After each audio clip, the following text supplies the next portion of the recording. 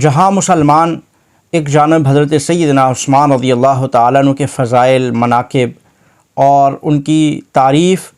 اور ان کے فضائل پر بات کرتے ہیں، تو دوسری جانب ایک طبقہ روافض اہل تشیع وہ عید غدیر کے نام سے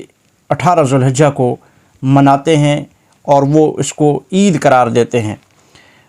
اور 18 ذو الحجہ حضرت سیدنا عثمان رضی اللہ تعالیٰ عنہ کی یوم شہادت، اسی دن عید منائی جاتی ہے۔ جب آپ ان سے پوچھتے ہیں کہ اس دن آپ عید کیوں مناتے ہیں، تو وہ آپ کو یہ جواب دیتے ہیں کہ اس دن حضرت علی رضی اللہ تعالیٰ عنہ کو خلافت ملی، حضور علیہ السلام نے ان کو اپنا جانشین اور اپنا نائب بنایا۔ پوچھتے ہیں کہ آپ کو کیسے پتہ چلا کہ حضرت علی کو جانشین بنایا، تو وہ کہتے ہیں کہ 18 ذو الحجہ کو غدیر خم کے مقام پر حضور علیہ السلام نے حضرت علی کا ہاتھ اپنے ہاتھ میں لے کے یوں بلند کیا اور فرمایا من کنت مولاہ فہذا علی مولاہ۔ حدیث کی روشنی میں حضرت علی کو خلیفہ بلا فصل مانتے ہیں، اور دیگر صحابہ اکرام، خلفائے راشدین، خلفائے ثلاثہ، ان کو نعوذ باللہ غاصب اور حکومت کو غصب کرنے والا سمجھتے ہیں، جبکہ معاملہ یہ نہیں ہے۔ لیکن ہم ان کو یہ بتاتے ہیں کہ من کنت مولاہ فعلی مولاہ، یہ حضرت علی کی تعریف تو ہے، حضرت علی کی فضیلت تو ہے، حضرت علی کے فضائل اور مناقب تو حضور علیہ السلام نے غدیر خم کے مقام پہ بیان کیے، لیکن اس سے مراد ولایت دینا، یہ جانشین نامزد کرنا نہیں تھا۔ واقعہ ہے، اس واقعے کے پس منظر میں وہ پس منظر جو ہے وہ اصل مقصود ہے، اس کے جواب میں حضور علیہ السلام نے یہاں حضرت علی کو کھڑا کر کے من کنت مولاہ فعلی مولاہ سارے صحابہ اکرام کے سامنے کہا ہے۔ تو اب وہ واقعہ کیا ہے، ہم خود اس صحابی رسول کی زبانی سنتے ہیں جن کے ساتھ یہ واقعہ پیش آیا ہے۔ میرے سامنے کتاب موجود ہے، مستدرک للحاکم جلد 4 صفحہ 73 ہے۔ یہاں پر یہی روایت مسند احمد میں بھی موجود ہے، لیکن میں آپ کے سامنے مستدرک للحاکم کی روایت صفحہ 73 جلد 4 سے پیش کرنے لگا۔ اسلمی رضی اللہ تعالیٰ عنہ خود اس کے راوی ہیں، وہ فرماتے ہیں غزوت مع علی الی الیمن، میں حضرت علی رضی اللہ تعالیٰ عنہ کے ساتھ لشکر میں یمن کی طرف تھا، اور حضرت علی کو چونکہ حضور علیہ السلام نے ایک لشکر بنا کے یمن کی طرف روانہ کیا تھا، تو وہ فرماتے ہیں میں خود حضرت بریدہ فرماتے ہیں میں خود حضور علیہ السلام کے میں خود حضرت علی رضی اللہ تعالیٰ عنہ کے اس لشکر میں موجود تھا۔ فرأیت منہ جفۃ، حضرت بریدہ رضی اللہ تعالیٰ عنہ اپنا بیان خود دے رہے ہیں، تو میں انہی کے الفاظ نقل کروں گا۔ وہ فرماتے ہیں میں نے حضرت علی رضی اللہ تعالیٰ عنہ سے کچھ جفا دیکھی۔ قدمت علی رسول اللہ صلی اللہ علیہ وسلم، جب میں رسول اللہ صلی اللہ علیہ وسلم کے پاس آیا، میں ان کے سامنے پیش ہوا، فذکرت علی، میں نے حضرت علی رضی اللہ تعالیٰ عنہ کا تذکرہ کیا، اور پھر تذکرے میں فتنقصتہ، میں نے ان کی شکایت لگائی، حضور علیہ السلام کے سامنے شکایت رکھی۔ جب میں نے وہ شکایت حضور علیہ السلام کے سامنے پیش کی، تو پھر میں نے کیا دیکھا، فرأیت وجہ رسول اللہ صلی اللہ علیہ وسلم یتغیر، حضور علیہ السلام کا چہرہ متغیر ہو گیا، غصہ میں آ گئے، اور حضور علیہ السلام نے فرمایا فقال یا بریدہ، اے بریدہ، فقال یا بریدہ الست اولا بالمؤمنین من انفسکم، کیا تم مجھے اپنی جانوں سے زیادہ محبوب نہیں رکھتے ہو؟ تو میں نے کہا فقلت بلا یا رسول اللہ صلی اللہ علیہ وسلم، کیوں نہیں یا رسول اللہ، آپ تو ہمارے نزدیک ہماری جانوں سے زیادہ محبوب ہیں۔ تو حضور علیہ السلام نے اس وقت یہ فرمایا رسول اللہ صلی اللہ علیہ وسلم من کنت مولاہ فعلی مولاہ۔ یہ ایک شان ورود ہے، جب تک جیسا قرآن کریم کی آیات کا شان نزول ہوتا ہے تو حدیث کا شان ورود ہوتا ہے۔ آیات کو سمجھنے کے لیے شان نزول کی ضرورت پڑتی ہے، اور حدیث کو سمجھنے کے لیے شان ورود کی ضرورت پڑتی ہے۔ اب یہ ایک واقعہ ہے، یہ اس حدیث کا ایک شان ورود ہے۔ دوسرا شان ورود یہ ہے کہ حضرت اسامہ ابن زید رضی اللہ تعالیٰ عنہ اور حضرت علی رضی اللہ تعالیٰ عنہ کے درمیان کچھ لڑائی ہو گئی، کچھ مخاصمت ہو گئی، جھگڑا ہو گیا۔ اسامہ بن زید وعلی بن ابی طالب اختصما، حضرت اسامہ بن زید اور حضرت علی بن ابی طالب رضی اللہ تعالیٰ عنہ کے درمیان کچھ بات ہو گئی، کچھ جھگڑا ہو گیا۔ فقال علی لاسامہ، حضرت علی نے حضرت اسامہ سے یہ فرمایا وہ حضرت اسامہ ہیں جن حب رسول کہا جاتا ہے، حضور علیہ السلام جن سے محبت کیا کرتے تھے، جن کو محبوب رکھتے تھے، ان کو یہ کہا انت مولایا، کہ تم میرے غلام ہو۔ مولا کا ایک معنی آقا بھی ہے اور ایک معنی غلام بھی ہے۔ حضرت علی نے کہا انت مولایا، تم میرے غلام ہو، تو حضرت اسامہ نے جواب دیا فقال اسامہ لست مولا لک، حضرت اسامہ نے کہا میں آپ کا غلام نہیں ہوں، انا مولا رسول اللہ صلی اللہ علیہ وسلم، میں تو رسول اللہ کا غلام ہوں، میں آپ کا غلام نہیں ہوں۔ یہ بات آپس میں چلی اور یہ بات حضور علیہ الصلوۃ والسلام تک پہنچی، تو آپ صلی اللہ علیہ وسلم نے فرمایا من کنت مولاہ فعلی مولاہ۔ یہ اس کا دوسرا شان ورود ہے۔ اب اس کا تیسرا شان ورود یہی واقعہ ہے یمن میں جب لشکر حضور علیہ السلام نے روانہ کیا اور حضرت علی رضی اللہ تعالیٰ عنہ کو اس کا امیر بنایا، وہاں پر کوئی معاملہ ہوا اور حضرت خالد ابن ولید رضی اللہ تعالیٰ عنہ نے خط لکھا رسول اللہ صلی اللہ علیہ وسلم کے معاملات یہاں پر اس قسم کے ہیں کہ ہم حضرت علی رضی اللہ تعالیٰ عنہ سے اس میں مطابقت نہیں رکھتے، ہم اس کے حمایت نہیں کرتے اور ہمارے دل میں ان کے لیے مخالفت ہے، وہ ان کے فیصلے ہمیں پسند نہیں ہیں۔ تو حضور علیہ السلام نے جواب میں فرمایا من کنت مولاہ فعلی مولاہ۔ چوتھا شان ورود جو تصفیہ میں حضرت پیر مہر علی شاہ رحمۃ اللہ تعالی علیہ نے ذکر کیا ہے، آئیں اس کو حرف بحرف سنتے ہیں اور وہ پورا واقعہ آپ کو معلوم ہو جائے گا اور ساری بات آپ کے ذہن میں آ جائے گی۔ وہ اپنی کتاب تصفیہ میں لکھتے ہیں، حضرت بریدہ اسلمی رضی اللہ تعالیٰ عنہ سے روایت ہے، اس روایت کو نقل کرتے ہیں، نبی صلی اللہ علیہ وسلم نے سیدنا علی المرتضیٰ رضی اللہ تعالیٰ عنہ کو لشکر دے کر یمن کی طرف روانہ کیا۔ وہی بات جو حضرت بریدہ کی روایت میں تھی، اور میں بھی اس لشکر میں تھا۔ حضرت بریدہ فرماتے ہیں کہ میں بھی اس لشکر میں تھا، اور فتح کے بعد جب غنائم تقسیم ہوئے اور اس میں سے خمس نکالا گیا، خمس جو اہل بیت کا، ذوی القربہ اور غرباء مساکین کا جو 5واں حصہ جو نکالا جاتا ہے حضور علیہ السلام کے قرابت داروں کا، وہ حصہ جب اس سے علیحدہ کیا،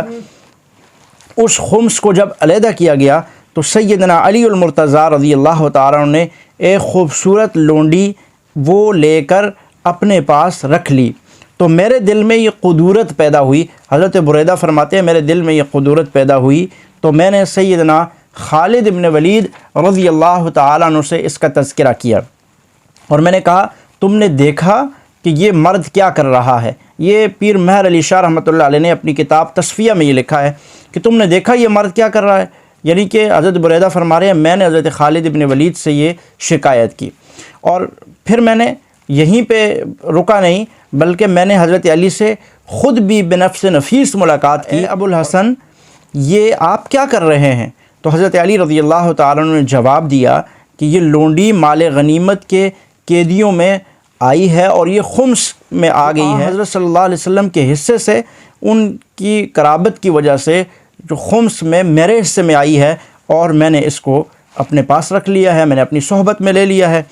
تو پیر صاحب یہاں پر یہ فرماتے ہیں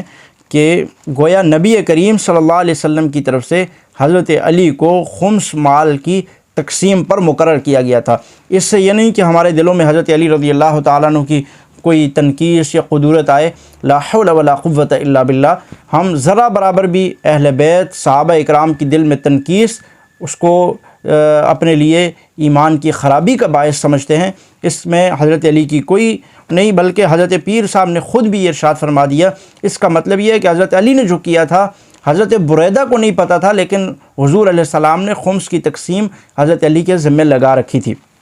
تو فرماتے ہیں اور جب حج سے واپسی پر، یہ پیر مہر علی شاہ صاحب کی جو انہوں نے تصفیہ میں روایت نقل کی ہے، اور جب حج سے واپسی پر حضرت بریدہ فرماتے ہیں غدیر خم کے مقام پر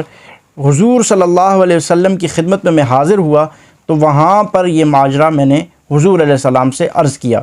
حضرت صلی اللہ علیہ وسلم نے فرمایا اے بریدہ شاید تم نے حضرت علی رضی اللہ تعالیٰ عنہ کو دشمن جانا؟ تو صحابہ اکرام تھے، منافقت تو تھی نہیں، جو سیدھی بات تھی وہ حضور علیہ السلام سے کہہ دی۔ فرمایا جی یا رسول اللہ ایسا ہی ہے۔ تو حضور صلی اللہ علیہ وسلم نے فرمایا اے بریدہ علی سے بغض نہ رکھ۔ کیا فرمایا؟ اے بریدہ علی سے بغض نہ رکھ، پہلے اگر اس سے تو محبت رکھتا تھا تو اب اس سے زیادہ محبت کر، چونکہ اس نے جو اپنا حصہ لیا ہے وہ جو اس کا حصہ بنتا تھا اس سے بھی کم لیا ہے۔ تو بات کلیئر ہوگی۔ حضور علیہ السلام نے ان کو مال کے تقسیم پر بھی ان کی ڈیوٹی لگائی ہوئی تھی، جو حضرت بریدہ کو نہیں پتہ تھی۔ وہ یہ سمجھ رہے تھے کہ رسول اللہ کی اجازت کے بغیر آپ حضور کے سامنے مال پیش کرنے سے قبل ہی اس کو تقسیم کر کے اور اس میں تصرف کر رہے ہیں، تو یہ ان کا ایک اعتراض تھا۔ اور اس اعتراض کے جواب میں حضور علیہ الصلوۃ والسلام نے یہ ساری باتیں کی۔ الست اولا بالمؤمنین من انفسکم، کیا میں تمہاری جانوں پر تم سے زیادہ تمہیں محبوب نہیں ہوں؟ تو سب نے کہا رسول اللہ کیوں نہیں یا رسول اللہ، آپ ہماری جانوں پر ہمیں سب سے زیادہ محبوب ہیں۔ تو حضور علیہ السلام نے اس وقت حضرت علی کا ہاتھ پکڑ کے فرمایا من کنت مولاہ فعلی مولاہ، جو مجھے محبوب رکھتا ہے وہ علی کو بھی محبوب رکھے گا۔ اب یہ سارے واقعے کے تناظر میں اگر دیکھا جائے تو یہاں پر خلافت، جانشینی، یہاں پر کہیں کسی سینس سے عقل میں آتی ہی نہیں ہے کہ یہاں پہ کوئی اس طرح کی بات ہو۔ یہاں پر پیچھے جو بات چل رہی تھی پورا شان ورود اگر دیکھا جائے چاروں طریقوں سے، تو یہاں یہ بات سمجھ آتی ہے کہ محبت، دوستی، تعلق اور محبوبیت یہاں پر مراد ہے۔ یہاں کوئی وجہ ہی نہیں بنتی کہ یہاں خلافت کی بات کرنی ہوتی تو خطبہ حجت الوداع کے موقع پر جہاں 1.25 لاکھ صحابہ اکرام موجود تھے، 1.25 لاکھ مسلمان موجود تھے،